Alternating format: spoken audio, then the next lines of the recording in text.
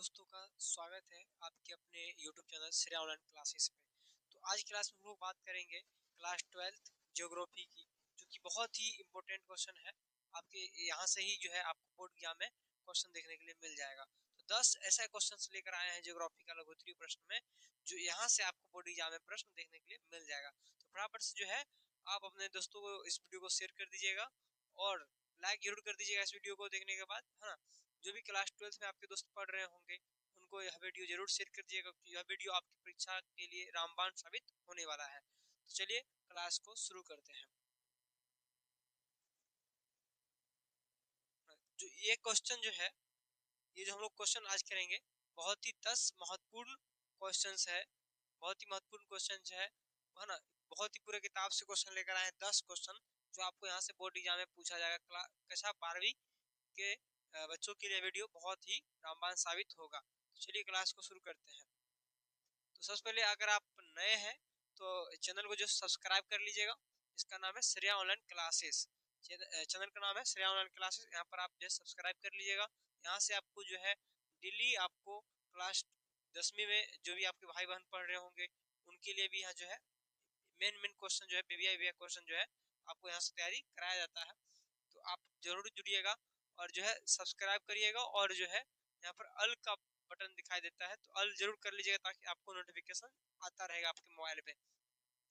Subscribe कर लीजिएगा, अपने दोस्तों को भी चैनल को जो है शेयर कर दीजिएगा, ताकि वो भी जो है Shreya online classes YouTube channel से जुड़ सके और वो भी जो है कक्षा 10वीं में हो या कक्षा 12वीं में हो, उनकी भी तैयारी हो सके। तो चलिए क्लास को हम लोग शुरू करते हैं। हम लोग आज भूगोल पढ़ रहे हैं। इसमें आज का जो है पहला प्रश्न रहेगा। पहला प्रश्न है कि मानव भूगोल को परिभाषित कीजिए। मानव भूगोल को परिभाषित कीजिए, पहला क्वेश्चन है आपका आज का। मानव भूगोल को परिभाषित कीजिए। तो इसका उत्तर हम लोग देखेंगे। उत्तर है इसका, मानव भूगोल भौतिक, प्राकृतिक एवं मानवीय जगत के बीच संबंध, मानवीय परिघटनाओं का स्थानिक वितरण तथा उनके घटित होने के कारण एवं विश्व के विभिन्न भागों में सामाजिक और आर्थिक विभिन्नताओं का अध्ययन करता है। कि मानव जो भूगोल है विभिन्न क्षेत्रों में रहने वाले लोगों के बारे में जो है अध्ययन करता है, उनकी विभिन्नताओं का अध्ययन करता है। इसमें मानव और प्रकृति के बीच सतत परिवर्तनशील पारस्परिक क्रिया से उत्पन्न सांस्कृतिक लक्षणों की स्थिति एवं वितरण का अध्ययन भी किया जाता है। यानी कि ये जो है मानव और प्रकृति के बीच के संबंध को जो है, इसमें कैसे जो है परिवर्तन हो रहा है मानव और संस्कृति के बीच जो संबंध है ना, परिवर्तनशील पारस्परिक क्रिया से उत्पन्न सांस्कृतिक लक्षणों की जो स्थिति है ना, उसका जो है हम लोग अध्ययन भी करते हैं मानव भूगोल में। ठीक है, तो चलिए अगला क्वेश्चन, दूसरा क्वेश्चन देखते हैं। एग्जाम में आपसे यहाँ से क्वेश्चन आपसे बनता है और एग्जाम में आपसे पूछा भी जाता है कि मानव भूगोल को परिभाषित कीजिए, तो आप यहाँ से लिख देंगे। दूसरा क्वेश्चन है, मानव विकास के दो मूलभूत क्षेत्र कौन कौन से हैं। सब ऑब्जेक्टिव में भी आपसे क्वेश्चन बन जाता है कि मानव विकास के दो मूलभूत क्षेत्र निम्नलिखित में से कौन है। तो यहाँ से आप बता दीजिएगा। उत्तर है इसका, मानव विकास के मूलभूत क्षेत्र है शिक्षा, स्वास्थ्य और संसाधन तक पहुंच। ठीक है, शिक्षा, स्वास्थ्य और संसाधन तक पहुंच, ये है ऑब्जेक्टिव में भी यहाँ से आपको प्रश्न बन जाता है। इन इन क्षेत्रों में लोगों की क्षमताओं के विकास से लोगों के विकल्पों में वृद्धि होती है। कहता है कि इन क्षेत्रों में जो है लोगों की क्षमता के विकास से, जब लोगों की क्षमता में विकास हो जाता है तो लोगों के विकल्पों में भी वृद्धि होने लग जाता है, जिससे मानव का विकास होता है। जिससे क्या होता है, मानव का विकास होता है। कहता है स्वास्थ्य का मूल्यांकन जन्म के समय जीवन प्रत्याशा है। यानी स्वास्थ्य का मूल्यांकन हम करते हैं जीवन प्रत्याशा के साथ। अगर जीवन जितना जिसका बेहतर होता है उतना ही जो है वह ज्यादा दिन तक जो है जी पाता है। तो स्वास्थ्य जिसका जितना बेहतर रहेगा वह जो है उसका जीवन प्रत्याशा उतना ही बेहतर रहता है। ठीक, कहता है उच्चतर जीवन प्रत्याशा का अर्थ है कि लोगों के पास अधिक दीर्घ और अधिक स्वस्थ जीवन जीने के ज्यादा अवसर है। जितना ज्यादा लोग ज्यादा दिन तक जिएंगे, है ना, जितना स्वस्थ रहेंगे जीवन में, उनको ज्यादा ही अवसर जो है यहाँ पर मिलता है। और अगर प्रौढ़ साक्षरता दर और सकल नामांकन अनुपात ज्ञान शिक्षा जो है तक जो है पहुंच को प्रदर्शित करते हैं, क्योंकि सभी लोगों को शिक्षा तक पहुंच जो है यह सुनिश्चित करता है। और संसाधन तक पहुंच, संसाधन तक जो है, संसाधनों तक पहुंच क्रय शक्ति पर निर्भर करता है, यानी कितना उसका क्रय शक्ति है। अगला क्वेश्चन देखते हैं। अगला तीसरा क्वेश्चन है, तीसरा क्वेश्चन यहाँ पर है आपका कि 4/3 आर्थिक 4/3 आर्थिक क्रियाकलापों का वर्णन करें। यहाँ से ऑब्जेक्टिव में भी प्रश्न बन जाता है कि निम्नलिखित में से कौन तृतीय क्रियाकलाप का उदाहरण है। तृतीय क्रियाकलाप का मेन जो उद्देश्य है सेवा प्रदान करना होता है। इसका उत्तर आप लिखेंगे तृतीय तृतीय क्रियाकलाप वह कार्यकलाप है जो किसी मूर्त वस्तु का उत्पादन न करके केवल सेवा प्रदान करना होता है। तृतीय क्रियाकलाप का जो मेन उद्देश्य होता है लोगों के बीच जो है सेवा प्रदान करना होता है। इसमें मिस्त्री, प्लम्बर, रसोईया जो खाना बनाते हुआ, वकील हो गया, शिक्षक हो गए आदि के व्यवसाय सम्मिलित होते हैं, है ना। व्यापार, परिवहन, संचार, प्रशासन, मनोरंजन संबंधी कार्य और कुछ सेवाएं कुछ अन्य तृतीय क्रियाकलाप के उदाहरण है। जैसे बैंक भी हो गया, बैंक भी लोगों को सेवा देता है, तृतीय क्रियाकलाप के उदाहरण है। वास्तव में तृतीय क्रियाकलाप सेवाएं हैं। इसका जो मेन उद्देश्य होता है लोगों को बीच जो है सेवा प्रदान करना होता है। इसका मेन उद्देश्य, तृतीय क्रियाकलाप का मेन उद्देश्य सेवा प्रदान करना होता है। चलिए अगला क्वेश्चन देखते हैं। अगला क्वेश्चन है, चौथा क्वेश्चन है, मानव विकास के 4 स्तंभ कौन कौन से हैं। मानव विकास के 4 स्तंभ हैं, कौन कौन से हैं चलिए देखते हैं। इसका है मानव विकास के 4 प्रमुख स्तंभ या घटक हैं। एग्जाम में आपसे लघुत्तरीय प्रश्न पूछ दिया जाएगा मानव विकास के 4 स्तंभ कौन कौन से हैं। लिखिए, तो पहला है समता, जिसे हम लोग अंग्रेजी में बोलते हैं इक्विटी। दूसरा है सतत पोषणीयता, सस्टेनेबिलिटी, है ना। तीसरा है उत्पादकता, प्रोडक्टिविटी, और चौथा है सशक्तिकरण, इम्पावरमेंट।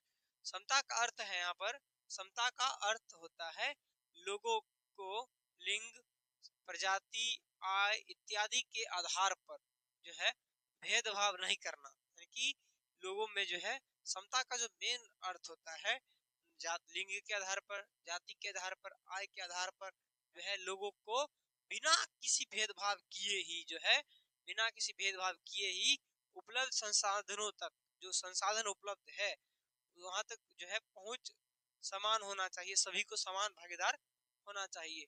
आगे पोषणीयता, पोषणीयता का अर्थ होता है अवसरों की उपलब्धता में निरंतरता बनाए रखना, जिससे प्रत्येक पीढ़ी को समान अवसर मिल सके।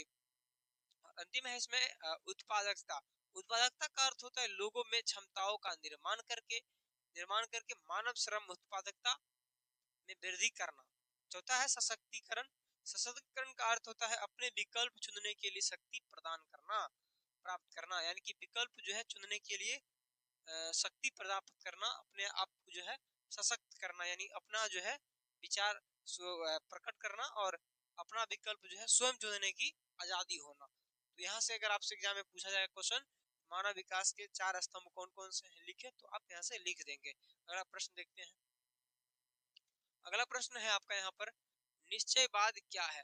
निश्चयवाद क्या है, देखिए इसका उत्तर, निश्चयवाद जो है, निश्चयवाद पर्यावरणीय निश्चयवाद या नियतिवाद एक पुरानी विचारधारा है। इसके अनुसार विकास की प्रारंभिक अवस्था में मानव प्राकृतिक वातावरण से अधिक प्रभावित हुआ है। इसके जो है निश्चयवाद के अनुसार कहता है कि शुरुआती प्रारंभिक जो दौर चल रहा था उसमें मानव जो है प्राकृतिक वातावरण से अधिक प्रभावित हुआ था और उन्होंने प्रकृति के आदेशों के अनुसार अपने आप को ढाल लिया। प्रकृति से मिलजुल के जो है निश्चयवाद जो पहले समय में चल रहे थे, है ना। प्रकृति के अनुसार ही जो प्रकृति हमें जो देती है उसी के अनुसार हम लोग जो है मिलके चलते थे पहले में, प्रारंभिक अवस्था में। और अब क्या देखिए कर रहा है, अपने आप को ढाल लिया था। इसका कारण है यह है कि मानव के सामाजिक विकास की अवस्था आदिम थी, यानी कि जो आदि मानव जो समय में लोग थे उस समय लोग प्रकृति के साथ मिलजुल के चल रहे थे और प्रौद्योगिकी का स्तर अत्यंत निम्न था। उस समय जब आदि मानव का जो युग चल रहा था उस समय प्रौद्योगिकी के स्तर का जो है बहुत ही निम्न था, वहां पर कुछ प्रौद्योगिकी का पता नहीं था। लोग जो है जंगलों में रहा करते थे और वहां जो है जंगलों में रह के जो है फल उल खाते थे, है ना, जानवरों को मारते थे और खाते थे। उस अवस्था में मानव प्रकृति को सुनता था, यानी कि मानव जो है प्रकृति को सुनता था, उसकी प्रचंडता से भयभीत होता था, यानी कि प्रकृति की प्रचंडता से भयभीत होता था मानव जो है उस समय, आदि मानव के समय में। और उसकी जो है पूजा करता था प्रकृति की। इससे मनुष्य का स्थान गौण था, यानी कि उसका जो है मनुष्य का कोई स्थान उस समय नहीं था, प्रकृति का जो है मेन उद्देश्य प्रकृति का था। तो अगला क्वेश्चन देखेंगे, कुछ मोटिवेशनल लाइंस है आप सभी के लिए। कहता है, सोचने से कहाँ मिलते हैं, सोचने से कहाँ मिलते हैं तमन्नाओं के शहर, सोचने से कहाँ मिलते हैं तमन्नाओं के शहर, चलना भी जरूरी है, चलना भी जरूरी है मंजिल को पाने के लिए। तो अगर आप अपने मंजिल को पाना चाहते हैं तो आप चलते रहिए, एक ना एक दिन आपको जरूर आपका मंजिल जो है मिल जाएगा। आगे चलते हैं, अगला क्वेश्चन है आपका संभववाद, छठा प्रश्न है, बहुत ही इंपॉर्टेंट ये भी प्रश्न है कि संभववाद क्या है। इसका उत्तर, संभववाद इस विचारधारा के अनुसार मनुष्य अपने पर्यावरण में परिवर्तन करने में जो है असमर्थ है तथा वह प्राकृतिक दत्त अनेक संभावनाओं का इच्छा अनुसार अपने लिए उपयोग कर सकता है। यानी कि जो है संभववाद विचारधारा के अनुसार जो है मनुष्य जो है पर्यावरण में जो भी प्रकृति के द्वारा जो भी संसाधन दिया गया है उसमें क्या करता है, उसमें जो है यहाँ समर्थ होगा। ठीक है, प्रकृति के द्वारा जो भी है पर्यावरण में मनुष्य परिवर्तन करने में समर्थ है, तब वह प्रकृति के द्वारा जो भी संसाधन दिया गया है उसे मनुष्य क्या करता है, अपने इच्छा अनुसार क्या करता है, अपने लिए उपयोग कर सकता है। कहता है मानव एवं पर्यावरण के परस्पर संबंध में यह विचारधारा मानव केंद्रित है, यानी कि मानव जो है अपनी इच्छा अनुसार, है ना, पर्यावरण में परिवर्तन कर देता है, प्रकृति में परिवर्तन कर देता है और अपनी इच्छा अनुसार जो है कार्यों को करता है। ठीक है, संभववाद यहाँ है। और अगर आपसे देखिए संभववाद के जनक अगर पूछ दिया जाए कि संभववाद के जनक कौन है, संभववाद के जनक कौन है, संभववाद के प्रवर्तक कहिए या जनक कहिए, प्रवर्तक कौन थे, तो उनका नाम है विडाल विडाल डी पलास महोदय। इन्होंने जो है संभववाद की अवधारणा दिए थे पहली बार। ठीक है, विडाल डी लावलास, ठीक है, विडाल डी लावलास महोदय जो है संभववाद जो है विचारा दिए थे। आगे अगला प्रश्न है कि सतमा जन्म दर एवं मृत्यु दर के बीच अंतर स्पष्ट करें, जन्म दर और मृत्यु दर में क्या अंतर होता है, चलिए देखते हैं। इसका उत्तर है, किसी देश में एक वर्ष में प्रति 1000 व्यक्ति पर जन्म लेने वाले जीवित बच्चों की संख्या को जन्म दर कहते हैं। किसी भी देश में प्रति एक वर्ष में जो है प्रति 1000 व्यक्ति जो जन्म लेते हैं उनमें जो जीवित जन्म लेने वाले जो बच्चे होते हैं उनकी संख्या को जन्म दर कहते हैं, और मरने वालों की संख्या को मृत्यु दर कहते हैं। कि एक साल में जितना भी बच्चे जो है मरता है ना, जो भी व्यक्ति मरता है उसको कहते हैं मृत्यु दर, कहते हैं क्या कहते हैं, मृत्यु दर कहते हैं। प्रति हजार व्यक्ति पर जो है जन्म लेने वाले अगर पूछ दिया जाए जन्म दर किसे कहते हैं, तो प्रति 1000 व्यक्ति पर एक वर्ष में प्रति 1000 व्यक्ति पर जन्म लेने वाले व्यक्ति को कहते हैं जन्म दर, और मृत्यु दर कहते हैं प्रति 1000 व्यक्ति में जो है मरने वाले व्यक्ति की संख्या को मृत्यु दर कहा जाता है। यदि जन्म दर मृत्यु दर से अधिक है तो वह जनसंख्या में वृद्धि हो जाता है। कहता है यदि जन्म दर जो है मृत्यु दर से अधिक हो जाएगा तो क्या हो जाएगा, जनसंख्या में वृद्धि हो जाएगा, और यदि जन्म दर मृत्यु दर से कम है तो जनसंख्या में ह्रास हो जाएगा, क्योंकि जनसंख्या कम जाएगा, जनसंख्या कम जाएगा। तो जन्म दर में केवल जन्म लेने वाले बच्चे को सम्मिलित किया जाता है, जो जन्म दर में जो है केवल जन्म लेने वाले बच्चे को ही शामिल किया जाता है, और मृत्यु दर में केवल और केवल इसमें सभी आयु की जनसंख्या को सम्मिलित किया जाता है। मृत्यु दर में सभी आयु की जनसंख्या को सम्मिलित किया जाता है, कि मृत्यु दर में बच्चे हो बूढ़े हो सबका सम्मिलित किया जाता है इसमें मृत्यु दर में, क्योंकि प्रति 1000 व्यक्ति में जो है जितने भी व्यक्ति जो है मृत्यु को प्राप्त हो जाते हैं उसे हम लोग मृत्यु दर कहते हैं। ठीक है, यहाँ से एग्जाम में आपसे प्रश्न पूछ लिया जाता है, ध्यान रखना है आपको। अगला प्रश्न है, जनसंख्या संगठन से आप क्या समझते हैं? बहुत ही इंपॉर्टेंट क्वेश्चन है। इसका उत्तर देखेंगे, जनसंख्या संगठन या जनांकीय संरचना जनसंख्या की उन विशेषताओं को कहा जाता है जिनकी माप की जा सके तथा जिनकी मदद से दो भिन्न प्रकार के व्यक्तियों के समूहों में अंतर स्पष्ट किया जा सके। जैसे में आयु, लिंग, साक्षरता, शिक्षा, व्यवसाय, जीवन प्रत्याशा, निवास स्थान, ग्रामीण या नगरीय इत्यादि ऐसे महत्वपूर्ण घटक हैं जो जन्म जनसंख्या संगठन कहलाता है। जनसंख्या संगठन कहलाता है, जो कहता है कि जनसंख्या संगठन जो है जनांकीय संरचना जनसंख्या की उन विशेषताओं को कहा जाता है जिनकी माप, इनकी मदद से जो है दो भिन्न प्रकार के व्यक्तियों के समूहों में अंतर किया जा सके। ठीक है, उसे हम लोग जनसंख्या संगठन कहते हैं। चलिए अगला प्रश्न देखते हैं। अगला प्रश्न है आपका यहाँ पर, आयु संरचना का क्या महत्व है? एग्जाम में आपसे पूछा जाएगा कि आयु संरचना का क्या महत्व है। जैसे इसका देखिए उत्तर, विभिन्न आयु वर्गों में लोगों की संख्या को आयु संरचना कहते हैं। विभिन्न आयु वर्गों में जो लोगों की संख्या है उसे हम लोग आयु संरचना कहते हैं। इससे किसी देश की कार्यशील और अस्थिर जनसंख्या के अनुपात का ज्ञान होता है, जो विकास योजनाओं को बनाने में सहायता करता है। इनकी कह रहा है कि जो है कार्यशील, किसी देश की जो है कार्यशील और आश्रित जनसंख्या के अनुपात में का जो है ज्ञान भी होता है और जो विकास योजनाओं को बनाने में सहायता करता है। जो देश, जिस देश में जितना कार्यशील लोग रहेंगे वह देश उतना ही विकसित होता है। विभिन्न आयु वर्गों के आकार एवं एक जनसंख्या से दूसरी जनसंख्या तथा समय अनुसार बदलते रहते हैं। यदि जनसंख्या में बच्चों और बालकों 0 से 14 वर्ष की जनसंख्या अधिक है तो प्राश्रितता अनुपात अधिक होगा, वह किसी और पर निर्भर होगा।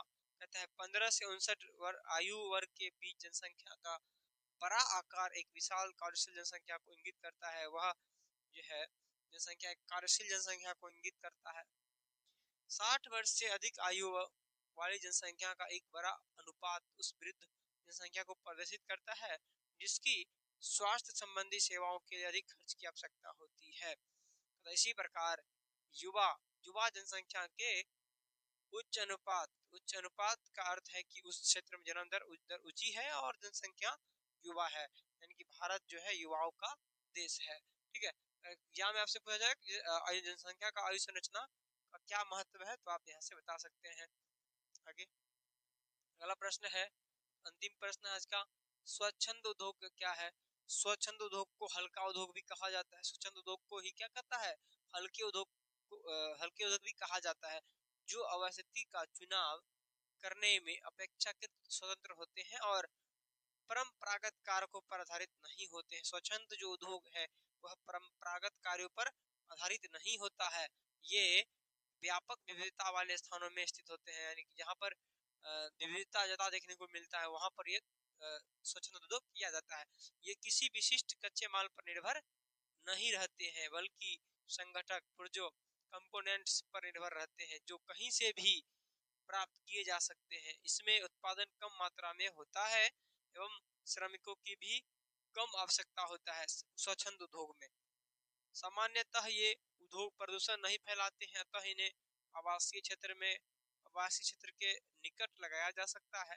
ऊर्जा की आवश्यकता सामान्यतः बिजली के रूप में राष्ट्रीय ग्रिड से पूरी हो जाती है। अंतिम उत्पाद छोटा होता है और आसानी से परिवहन के योग्य होता है। इसकी अवस्थिति सड़क मार्गों के निकट होना आवश्यक है। स्वच्छंद उद्योग का जो है सड़क मार्गों के निकट ही होना बहुत आवश्यक होता है। चलिए, तो आज का क्वेश्चन 10 क्वेश्चन था, है ना। 10 क्वेश्चन था आज का, इंपॉर्टेंट क्वेश्चन करवा दिए हैं। कल के क्लास में हिस्ट्री का 10 क्वेश्चन इंपॉर्टेंट करवाए हैं, आज ज्योग्राफी का 10 क्वेश्चन इंपॉर्टेंट करवा दिए हैं। अगर आप हिस्ट्री को नहीं देखे हैं तो हिस्ट्री क्लास भी देख लीजिएगा, यहाँ पर प्ले लिस्ट में दे दिया गया है। और ज्योग्राफी आज का क्लास भी जो है अपने दोस्तों को भी शेयर कर दीजिएगा, अधिक से अधिक शेयर कर दीजिएगा और इस वीडियो को पूरा अंत तक जरूर देखिएगा। देखने के लिए आप सभी जो भी पूरा अंत तक देखे उन सभी को बहुत बहुत धन्यवाद देते हैं। और आगे क्लास में आपको जो है आपको हिस्ट्री, ज्योग्राफी, पॉलिटिकल साइंस का भी क्वेश्चन आप करवा देंगे और साइकोलॉजी का भी करवा देंगे, होम साइंस का भी इम्पोर्टेंट क्वेश्चन करवा देंगे, है ना। जो भी हिंदी का भी इंग्लिश का भी इंपॉर्टेंट क्वेश्चन जो है आपको यहाँ से करवा दिया जाएगा। तो आप सभी को इस वीडियो को पूरा देखने के लिए बहुत बहुत धन्यवाद। आज की क्लास को यहीं रोकते हैं। तो जय हिंद।